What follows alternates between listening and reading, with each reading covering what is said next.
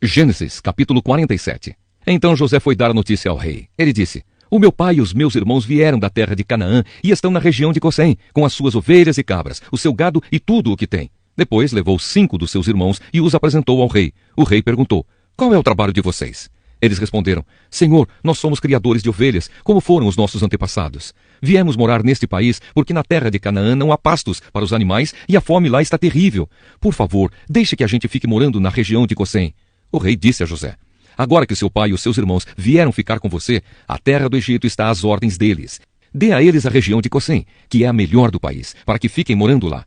E se na sua opinião houver entre eles homens capazes, ponha-os como chefes dos que cuidam do meu gado. Depois José levou Jacó, o seu pai, e o apresentou ao rei. Jacó deu a sua bênção ao rei, e este perguntou: qual é a sua idade? Jacó respondeu: já estou com 130 anos de idade e sempre tenho andado de um lado para o outro. A minha vida tem passado rapidamente e muitos anos foram difíceis. E eu não tenho conseguido viver tanto quanto os meus antepassados, que tiveram uma vida tão dura como a que eu tive. Jacó deu a sua bênção ao rei e foi embora. E José deu ao pai e aos irmãos terras na melhor região do Egito, perto da cidade de Ramessés, como o rei havia ordenado. Essas terras se tornaram propriedade deles, e eles ficaram morando ali. José dava mantimentos ao pai, aos irmãos e aos parentes, conforme as necessidades de cada família. José como governador do Egito. Não havia alimento em lugar nenhum, e a fome aumentava cada vez mais. Os moradores do Egito e de Canaã ficaram fracos de tanto passar fome.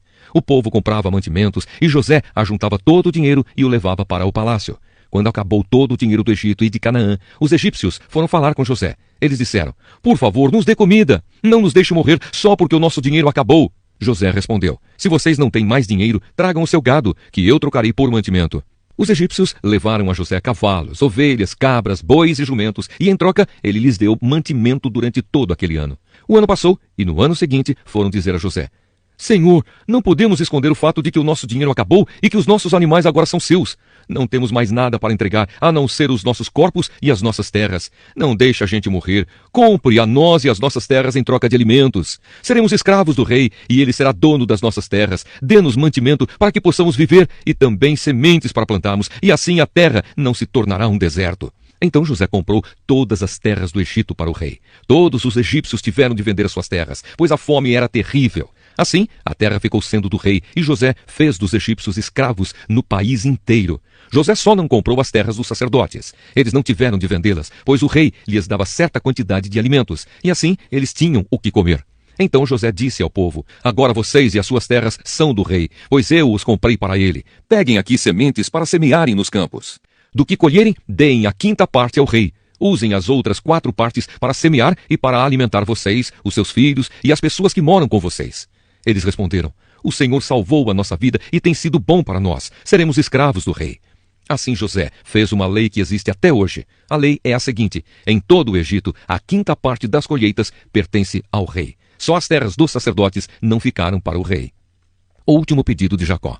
Os israelitas ficaram vivendo no Egito, na região de Gosém, onde compraram terras e tiveram muitos filhos. Jacó viveu 17 anos no Egito, chegando à idade de 147 anos.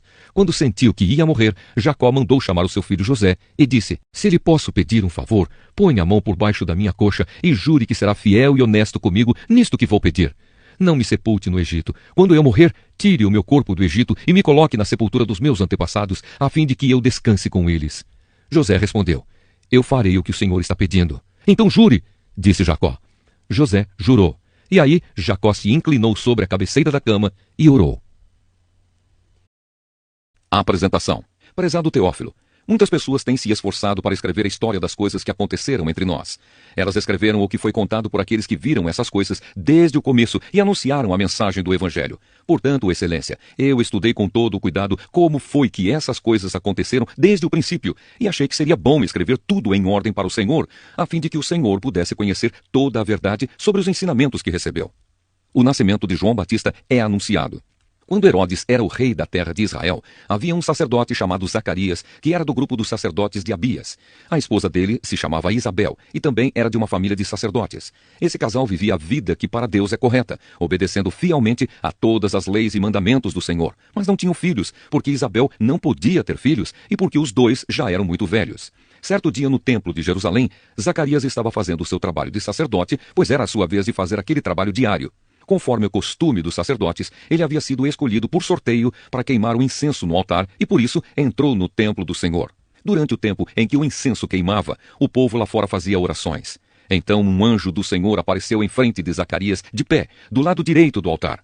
Quando Zacarias o viu, ficou com medo e não sabia o que fazer. Mas o anjo lhe disse: Não tenha medo, Zacarias, pois Deus ouviu a sua oração. A sua esposa vai ter um filho e você porá nele o nome de João. O nascimento dele vai trazer alegria e felicidade para você e para muita gente, pois para o Senhor Deus ele será um grande homem. Ele não deverá beber vinho nem cerveja. Ele será cheio do Espírito Santo desde o nascimento e levará muitos israelitas ao Senhor, o Deus de Israel. Ele será mandado por Deus como mensageiro e será forte e poderoso como o profeta Elias. Ele fará com que pais e filhos façam as pazes e que os desobedientes voltem a andar no caminho direito, e conseguirá preparar o povo de Israel para a vinda do Senhor. Então Zacarias perguntou ao anjo: Como é que vou saber que isso é verdade? Estou muito velho e a minha mulher também. O anjo respondeu: Eu sou Gabriel, servo de Deus, e ele me mandou falar com você para lhe dar essa boa notícia. Você não está acreditando no que eu disse, mas isso acontecerá no tempo certo. E porque você não acreditou, você ficará mudo e não poderá falar até o dia em que o seu filho nascer. Enquanto isso, o povo estava esperando Zacarias e todos estavam admirados com a demora dele no templo.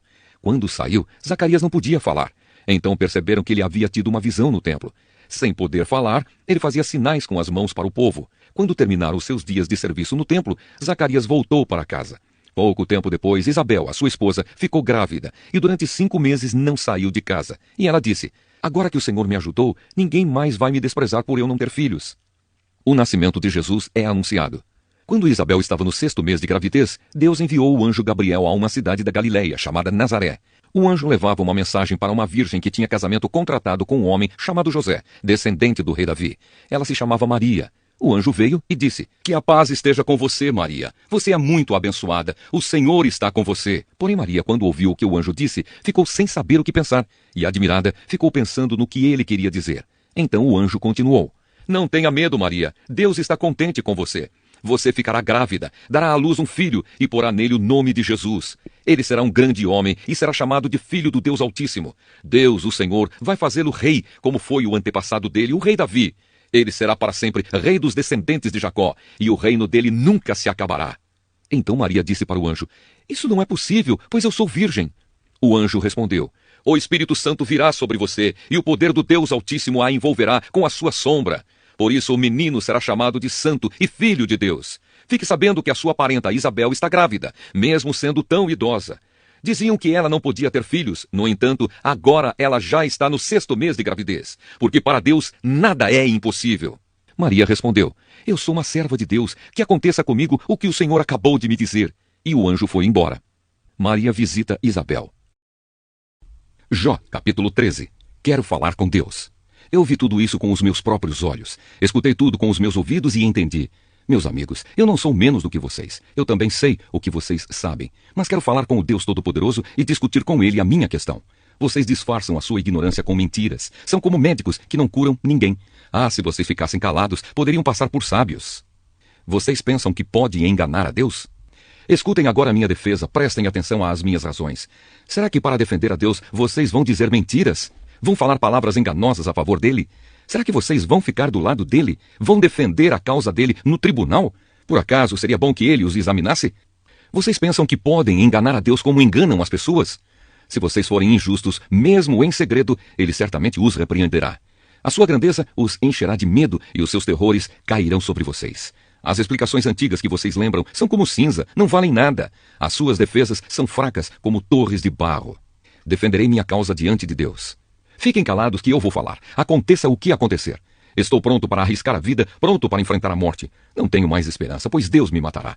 Mas assim mesmo, defenderei a minha causa diante dele. Talvez esta coragem venha a salvar-me, pois nenhuma pessoa má iria até a presença dele. Ouçam com atenção o que estou dizendo. Escutem as minhas explicações. Estou pronto para defender a minha causa e sei que estou com a razão. Ó Deus, por que me persegues? Mas se Deus quiser, quem se atreve a discutir comigo no tribunal? Então terei de me calar e morrer. Ó Deus, eu te peço apenas 2 coisas, e assim não me esconderei de ti. Não me castigues mais e não me faças sentir tanto medo. Ó Deus, chama-me ao tribunal e eu responderei, ou eu falarei primeiro e tu responderás. Quantas faltas e pecados cometi, de que erros e pecados sou acusado? Por que te escondes de mim? Por que me tratas como inimigo? Eu sou como a folha levada pelo vento. Por que me assustas? Sou como a palha seca. Por que me persegues? Tu escreves duras acusações contra mim e queres que eu pague pelos erros da minha mocidade. Prendes os meus pés com correntes e vigias todos os meus passos e examinas os rastos que deixo no caminho. Assim, vou me acabando como madeira bichada, como uma roupa comida pela traça. Primeira carta aos Coríntios, capítulo 1. Saudação. Eu, Paulo, que fui chamado pela vontade de Deus para ser apóstolo de Cristo Jesus, escrevo junto com o irmão Sóstenes esta carta à igreja de Deus que está na cidade de Corinto. Escrevo a todos os que, pela sua união com Cristo Jesus, foram chamados para pertencerem ao povo de Deus. Esta carta é também para aqueles que, em todos os lugares, adoram o nosso Senhor Jesus Cristo, Senhor deles e nosso. Que a graça e a paz de Deus, o nosso Pai, e do Senhor Jesus Cristo estejam com vocês. Bênçãos por meio de Cristo. Eu sempre agradeço ao meu Deus por causa da graça que Ele tem dado a vocês por meio de Cristo Jesus. Por estarem unidos com Cristo Jesus, vocês foram enriquecidos em tudo, tanto no dom de anunciar o Evangelho, como no dom da sabedoria espiritual. A mensagem a respeito de Cristo está tão firme em vocês que vocês não têm deixado de receber nenhum dom espiritual enquanto esperam a vinda do nosso Senhor Jesus Cristo.